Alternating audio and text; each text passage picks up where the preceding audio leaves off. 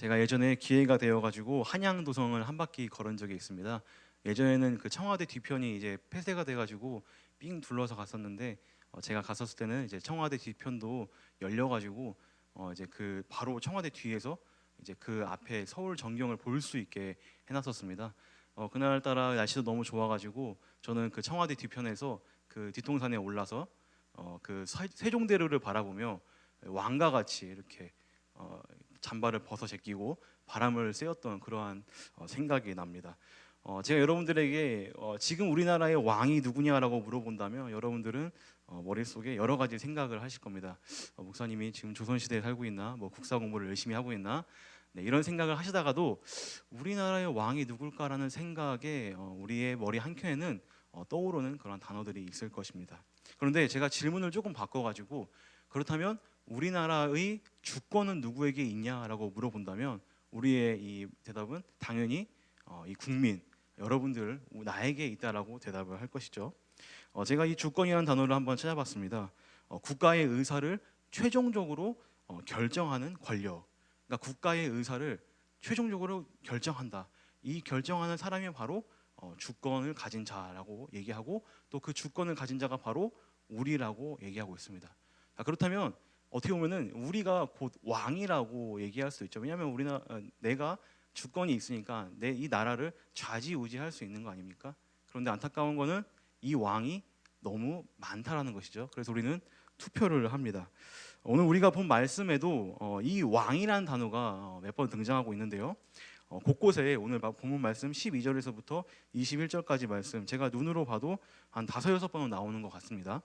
자, 이 앞선 로마서 말씀들, 이 5장 말씀 그 전에 1장에서부터 5장까지 말씀은 사실 사도 바울은 지금 믿음으로 말미암아 구원을 받는 것, 이 그 이신칭의에 대해서 설명을 계속하고 있습니다. 그런데 사도 바울은 이 이신칭의를 설명하기 위해서 그 로마서를 받는 그 로마 교인들 그 각각의 개개인의 사정들을 다 파악을 하고 이렇게 설명을 하고 있는 것 같습니다. 예를 들면 그 로마 교인들, 로마 교회의 교인들은 이제 다수가 이제 이방인들이고 또 소수가 이제 그 유대인들이었는데요. 그 유대인들과 이방인들에게 골고루 이 복음을 전파하기 위해서 각각 이렇게 노력해서 설명을 하고 있었습니다. 특별히 사도 바울은 이 유대인들에게 각별한 이 설명을 쏟고 있습니다. 유대인들은 어떤 사람들이죠? 율법으로 말미암아 하나님의 선택받은 백성들이고 또 그 율법을 통해서 그들은 의로우며 그들은 선민이고 또 하늘나라에 갈 수 있는 천국에 갈 수 있는 그러한 사람들이었습니다. 그런데 사도 바울이 지금 그 이 복음 이 이신칭의를 통해서 무슨 말을 하고 있냐? 너희들이 믿고 있는 율법은 더 이상 쓸모가 없고 더 이상 의로워질 수가 없으며 할례는 무의미한 것이고 너희가 지금 그토록 자랑하고 있는 그 혈통 그 아브라함의 자손됨은 거의 백지수표나 다름없다라는 것을 지금 로마서에서 얘기를 해주고 있는 것이죠. 그런데 이것은 또 반대로 그 냉철한 그 사도 바울의 그 이야기는 이방인들 헬라인에게도 향하고 있습니다. 그들에게도 동일한 얘기를 하고 있습니다. 너희가 지금 율법이 없이 살고 있는 삶이었으나 그러나 그 삶에는 하나님이 그 율법 대신에 주는 양심으로 인해서 너희들은 그 양심으로 말미암아 죄를 지을 수 있고 지을 수 없고를 판단할 수 있는, 그래서 결국 너도 똑같은 죄인이다라는 것을 지금 얘기를 하고 있죠. 자, 이렇게 사도 바울은 이방인이나 또 유대인이나 그 똑같은 죄인임을 설명하고 있는데 오늘 말씀 5절에서는 이제 조금 더 포괄적으로 조금 더 많은 범위의 사람들, 그러니까 모든 사람들이 다 죄인이라는 것을 바로 오늘 말씀에 등장한 아담을 통해서 설명하고 있습니다. 12절을 한번 보면 이렇게 얘기합니다. 우리 함께 한 목소리를 읽어볼까요? 함께 읽겠습니다. 시작. 그러므로 한 사람으로 말미암아 죄가 세상에 들어오고 죄로 말미암아 사망이 들어왔나니 이와 같이 모든 사람이 죄를 지었으므로 사망이 모든 사람에게 이르렀느니라. 자, 한 사람으로 말미암아 세상에 죄가 들어오고 또 그 죄로 인하여 모든 사람이 사망에 이른다고 하였습니다. 우리가 잘 알고 있는 원죄라는 개념이죠. 그래서 우리는 죄를 지을 수밖에 없는 그 육신을 타고났으며 또 우리의 본성은 그 죄를 향한다는 것입니다. 여기서 사도 바울은 13절과 14절에 조금 더 추가적인 설명을 하고 있습니다. 근데 우리가 이제 보다 보면 이제 한글 성경에는 조금 이제 표현이 조금 약하게 되었는데 영어 성경을 보면은 이 13절과 14절에 괄호가 이렇게 쳐져 있습니다.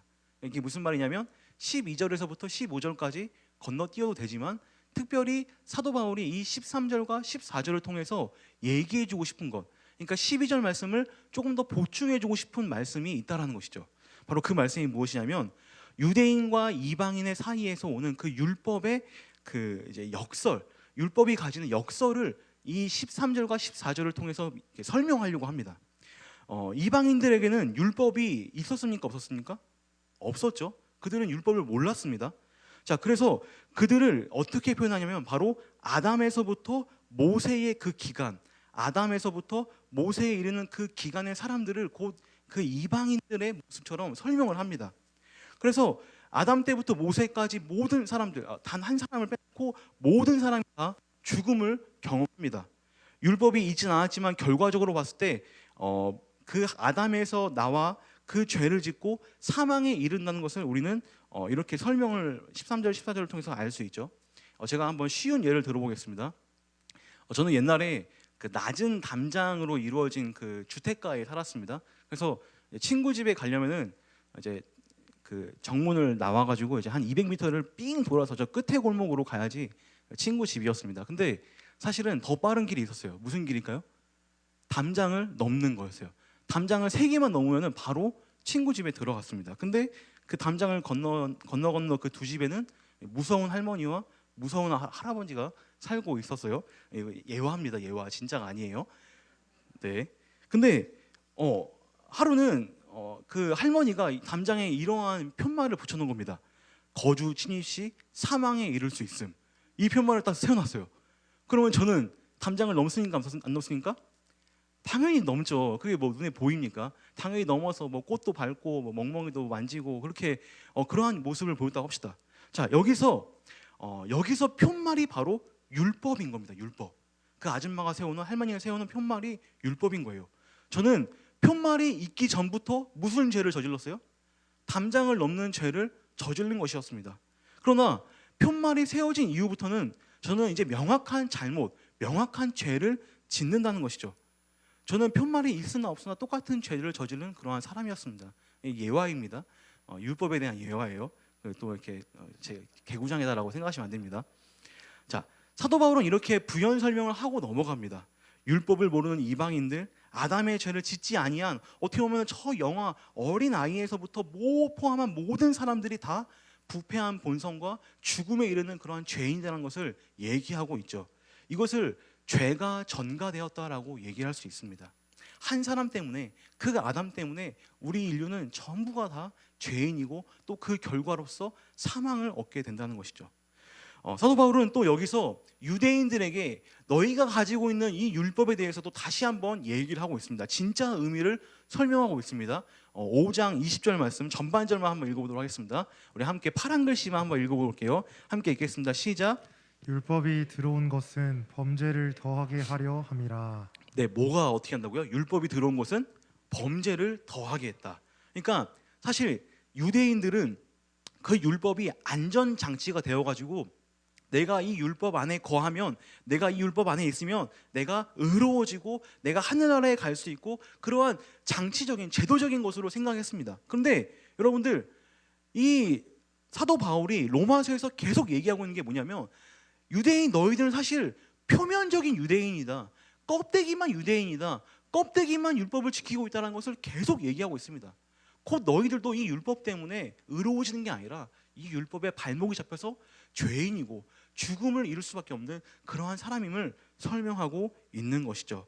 그래서 사도 바울은 이제 그 이후에 이 죄, 그리고 죄로 인한 결과 사망을 이렇게 쉽게 설명합니다. 이것을 의인화시켜서 왕노릇한다, 이 사망을 왕의 자리에 올려놓고 설명을 하고 있습니다. 제가 말씀 도입 부분에 했던 질문이 기억날 것입니다. 이 나라의 왕이 누구냐? 이 나라에서 누가 왕의 자리를 갖고 있냐? 사도 바울은 예수 그리스도의 등장 이전까지는 이 왕이 바로 사망, 죄와 사망이라고 설명합니다. 그러나 여러분들, 이것은 지금도 오늘을 살고 있는 우리 이 주변 사람들에게도 동일하게 해당이 됩니다. 아직까지도 많은 사람들은 이 사망의 왕노릇하고 있는 그러한 그 밑에 살고 있는 신하와도 같은 사람들입니다. 그들은 사망의 세력 안에 있고 죄와 사망의 눈치를 봐야 하는 사람들이 너무나도 많습니다. 여러분들이 만약에 절대 권력가인 왕과 함께 사는 신하라고 생각해 봅시다. 왕궁, 그러니까 궁궐에서 살고 있는 사람이라고 생각해 보세요. 그럼 여러분들은 누구를 가장 많이 눈치 보겠습니까? 옆집 개똥입니까? 아니죠. 당연히 그 나와 함께 살고 있는 왕의 눈치를 가장 많이 볼 것입니다. 왜냐하면 나의 어떤 행동과 나의 어떤 의사 결정은 다 왕에게 여부에 달려 있기 때문이죠. 그렇다면 이것을 한번 우리 현대인의 삶에 한번 적용해 보자 합니다. 죽음이 왕 노릇하는 그 삶의 모습은 어떻습니까? 죽음이 왕의 자리에 있는 삶의 모습은 어떠할까요? 여러분들의 회심 전의 모습을 살펴보거나 주변에 교회를 다니고 안 다니는 사람들을 삶을 보면 됩니다. 어떤 사람들은 이 죽음 앞에서, 그 죽음의 왕 앞에서 아부를 합니다. 아부. 그러니까 죽음을 앞세워서 혹은 그 뒤에 숨어서 그 권력의 꼭두각시가 되는 거예요. 마치 자기가 왕이 된 것 마냥 자신의 권력과 지위를 높이려고 살아가는 삶이 너무나 많습니다. 경쟁을 좋아하고요, 1등을 늘 추구하고요, 그리고 그 남들을 짓밟는 것을 너무나 즐거워하는 모습들, 그러한 모습들이 있습니다. 왜 그렇게 경쟁하고 올라가려 하고 권력을 가지려고 합니까? 진짜 왕, 진짜 권력이 오기 전에 내가 한번 누려보자는 것이죠. 요즘 젊은이들이 많이 그런 것들에 취해 있어요. 뭐예요? 한방, 주식, 코인. 왜 그렇습니까? 내가 한번 이 세상에서 누려보자는 것이죠. 또 두 번째로는 어떤 사람은 이 죽음의 왕 앞에서 소극적으로 대하는 사람이 있습니다. 이 사망의 왕 앞에서 굴복을 합니다. 그래서 어떻게 삽니까? 아유, 어차피 죽을 거니까, 어차피 인생이 뭐가 있냐, 헛되이 살고 그냥 낭비하며 쾌락을 쫓는 사람들의 모습이 있다는 것이죠. 또 마지막으로 세 번째는 이 죽음의 왕을 극진히 대접하는 모습도 있습니다. 그래서 어떻게 합니까? 이 왕이 최대한 천천히 올 수 있게끔 나는 건강하고 최대한 이렇게 오래오래 살 수 있는 그러한 안전을 추구하는 삶을 볼 수가 있다는 것이죠.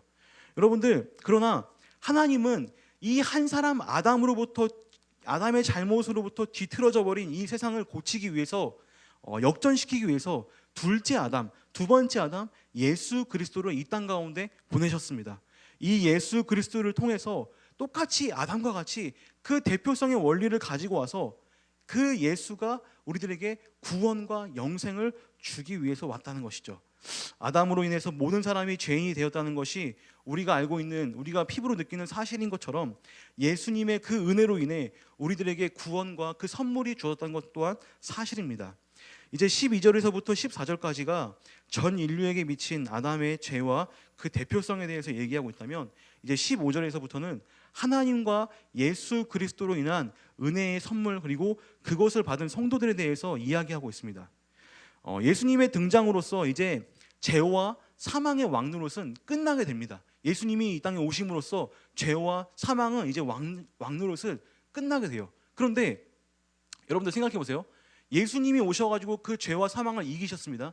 그것을 물리쳤습니다. 그러면은 당연히 어떤 사람이, 누가 그 왕 자리를 차지할까요? 예수님이겠죠. 자, 그런데 말씀을 보면은 조금 새롭게 이야기를 합니다. 로마서 5장 17절 말씀입니다. 우리 함께 한 목소리를 읽어보도록 하겠습니다. 빨간 글씨에 유의해서 한번 읽어보도록 할게요. 함께 읽겠습니다. 시작. 한 사람의 범죄로 말미암아 사망이 그 한 사람을 통하여 왕노릇 하였은즉 더욱 은혜와 의의 선물을 넘치게 받는 자들은 한 분 예수 그리스도를 통하여 생명 안에서 왕노릇 하리로다. 자, 누가 왕노릇 한다고요? 은혜와 의의 선물을 넘치게 받은 자들이 바로 왕노릇 한다라고 설명을 합니다.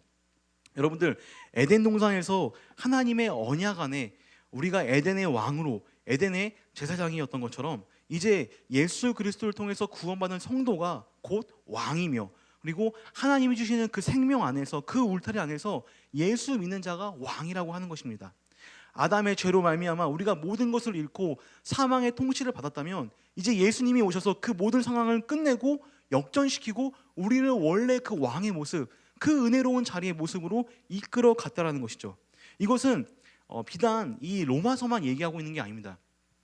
다니엘서 7장을 보면은 다니엘이 환상을 보는데요, 거기에 네 가지의 그 포악한 생물이 나와서 그 네 가지가 차례대로 왕 노릇을 합니다. 그런데 그 중에서 제일 잔인한 게 마지막 네 번째 그 생물이었어요. 근데 예수님께서 그 왕이 그 네 번째 생물을 죽이고 나서 누구에게 그 왕의 자리를 주냐면은 그에게 고통받고 괴롭힘 당했던 성도들에게, 백성들에게 그 왕의 자리를 물려줍니다. 요한계시록 20장에서도 동일하게 첫째 부활을 경험한 그 성도들에게 하나님은 그 백성들, 그 부활한 백성들에게 왕과 하늘나라 제사장의 자리를 물려줍니다. 그러니까 우리가 곧 왕의 자리로 올라간다는 것을 얘기하고 있는 것이죠. 이것이 바로 하나님께서 우리에게 원하는, 예수 그리스도가 우리에게 해주신 놀라운 사역입니다. 우리에게 왕이라는 직분을 주어서 우리 스스로 왕 노릇하라고 합니다. 권세와 영광을 우리에게 주신다는 것이죠. 이것이 바로 구원받은 자의 모습입니다. 하나님이 인정하는 왕, 참된 자유를 누리며 살아가는 모습이라는 것입니다. 여러분들 더 이상 이 사망의 눈치를 보지 말고 그 영향력에서 벗어나 생명 안에서, 주님이 주시는 생명 안에서 영원한 것을 꿈꾸며 그것을 쟁취하는 삶이 되시길 간절히 바랍니다. 왜 초대교회의 백성들이, 왜 초대교회의 그 성도들이 무서웠습니까? 그들은 죽음을 두려워하지 않았기 때문이에요. 세상 사람들에게 그것이 귀감이 되었습니다. 죽음을 넘어선 하나님의 그 약속을 믿고 그곳에서 임할 나에게 영광스러운 자리를 믿고 나아가기 때문에 그들은 그 초대 그 로마의 모든 것들을 이제 역동적으로 움직였던 그런 모습을 볼 수 있습니다. 자, 여러분들, 제가 여기서 이제 조금 더 이 왕 노릇하는 게 무엇인지 한번 알아보고자 합니다. 여러분들에게 막연하게 왕처럼 누리세요, 자유하세요라고 얘기한다면 적절한 이제 적용이 아니겠죠. 제가 이 세상에서 진짜 왕 노릇하는 게 무엇인지 한번 말씀을 통해서 알아보도록 하겠습니다. 이 진정한 성도들의 왕 노릇, 진짜 왕의 모습을 했던 분이 계십니다. 이분은 죄와 사망의 통치를 떠나서 살았던 분이십니다. 바로 누구죠? 예수 그리스도. 예수 그리스도가 진정한 성도의 그 왕된 모습들을 보여줬습니다. 그분은 죄와 사망에 침범할 수 없는 그런 분이십니다. 그가 살았던 삶이 바로 성도의 본이 되고 성도의 삶의 표본이 된다는 것이죠.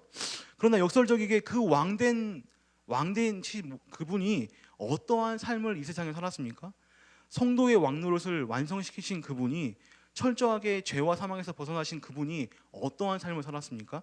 그가 세상 권세를 추구하며 살았습니까? 그가 어떠한 세상의 인기와 명예를 얻기 위해 살았습니까? 그가 12군단이 넘는 천사들을 불러 예수를 핍박한 그 대제사장들과 그 사람들을 죽였습니까? 아니죠. 자기를 비우고 종의 모습으로 살았습니다. 낮은 자리에서 제자들의 발을 씻겼습니다. 창녀와 세리의 친구가 되시고 개만도 못한 그 사마리아 여인에게 복음을 전했던 그러한 분이십니다. 바로 우리는 이분을 본보기 삼고자 하는 사람들이 바로 우리들입니다. 이분이 왕이시며 우리는 이러한 모습으로 왕 노릇을 해야 합니다. 왕으로 쓰고 종으로 읽는다. 제가 방금 지어낸 말입니다. 왕같이 사셨지만 그분은 철저히 자신을 비우고 겸손의 모습으로서 살았던 것입니다.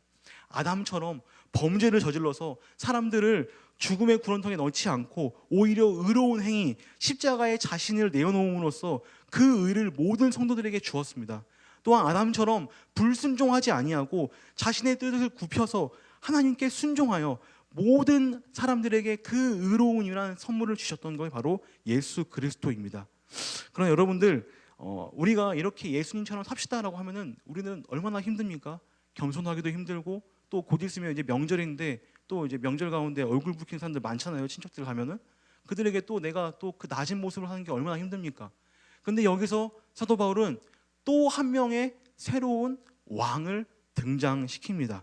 로마서 5장 21절 말씀입니다. 우리가 살펴볼 마지막 왕입니다. 우리 함께 5장 21절 말씀 함께 한 목소리를 읽어보도록 하겠습니다. 시작. 이는 제가 사망 안에서 왕 노릇한 것 같이 은혜도 또한 의로 말미암아 왕 노릇하여 우리 주 예수 그리스도로 말미암아 영생에 이르게 하려 함이라. 자, 누가 왕 노릇 한다고요? 은혜도 같이 왕 노릇을 합니다. 자, 이 왕된 은혜가 하는 게 있습니다. 바로 은혜가 가진 능력, 예수 그리스도를 통해 영생을 우리에게 주는 것입니다. 하나님의 은혜가 모든 성도들에게 이 은혜로서 미친다는 것이죠.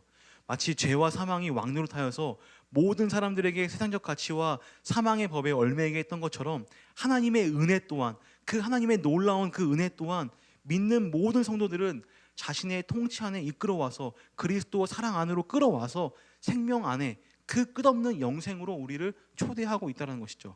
더 이상 우리는 죄 안에 있지 아니하고 은혜 안에 있으며 그 생명 안에서 우리는 왕 같은 직분으로 성도의 모습, 성도의 삶을 살아가야 된다는 것입니다. 예수 그리스도가 보여준 그 왕의 모습 한번 기억하시며 오늘 함께 로마서 6장 12절에서부터 14절까지 말씀 읽고 말씀을 마무리하고자 합니다. 로마서 6장 12절에서 14절 말씀 우리 함께 한 목소리로 읽겠습니다. 시작. 그러므로 너희는 죄가 너희 죽을 몸을 지배하지 못하게 하여 몸의 사욕에 순종하지 말고 또한 너희 지체를 불의의 무기로 죄에게 내어주지 말고 오직 너희 자신을 죽은 자 가운데서 다시 살아난 자 같이 하나님께 드리며 너희 지체를 의의 무기로 하나님께 드리라. 죄가 너희를 주장하지 못하리니 이는 너희가 법 아래 있지 아니하고 은혜 아래 있음이라. 아멘. 아멘. 우리가 배운 게 다 여기 나와 있습니다. 특별히 12절을 보면 여기서 나오는 지배하다, 지배하다라는 단어가 바로 오늘 우리가 주제 삼았던 왕 노릇하다랑 같은 의미입니다. 여러분들 욕심과 불의를 떠나서 나의 이상향, 나의 목표를 하나님께 두시기 바랍니다. 부디 우리가 죄 안에서 사는 것이 아님을 기억하고 은혜 안에 사는 그러한 확정적인 선고를 받은 주님의 성도들로서, 주님의 자녀들로서 참된 자유와 왕된 모습, 그리고 더 나아가 그 순종의 예수 그리스도의 모습을 본받는 우리 성도님들 되시길 주님의 이름으로 축원드립니다.